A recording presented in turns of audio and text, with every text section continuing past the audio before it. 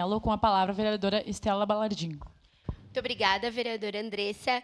Eu me senti incentivada a dar o relato pessoal.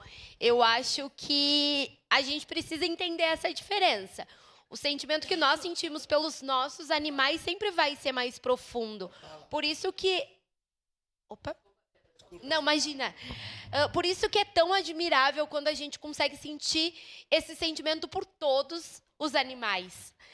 Eu fui uma criança, sou filha e neta única, então eu cresci com uma cachorrinha que aprendeu a brincar, que aprendeu a interagir, e ali se criou todo esse vínculo. Então, a gente, na minha família, sempre teve cachorros resgatados, e isso é fundamental. A alegria de saber que a gente não precisa comprar cachorro, não precisa comprar gato, porque tem tantos por aí que precisam de um lar, que precisam de amor, que estão extremamente disponíveis para te dar esse amor de volta.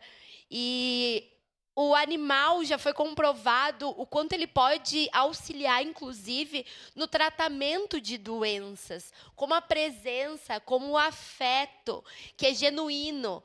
Porque nós, seres humanos, depois de adultos, podemos ter nos nossos sentimentos coisas que são nossas, particularidades nossas. O animal não, sempre vai ser um sentimento muito puro.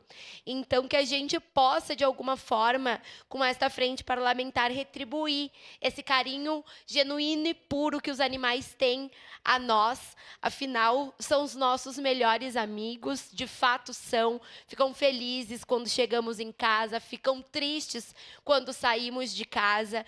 Então, que a gente possa olhar e pensar que todos os animais merecem um lar, merecem esse amor, esse cuidado, esse tratamento. Já tive uma cachorrinha que faleceu de sinomose, também tive que enterrar ela. E a dor de você enterrar seu próprio cachorro, ainda muito pequenininho, meses ainda de vida, é algo muito doloroso. E saber que com vacinas, que com proteção, que com cuidado, a gente consegue resolver essas situações. A gente já tem a medicina veterinária para tomar esses cuidados. A gente só precisa democratizar esse acesso, que ele não seja acesso apenas de alguns, mas de todas as famílias. Vereadora Andressa, muito obrigada. Obrigada, vereadora Estela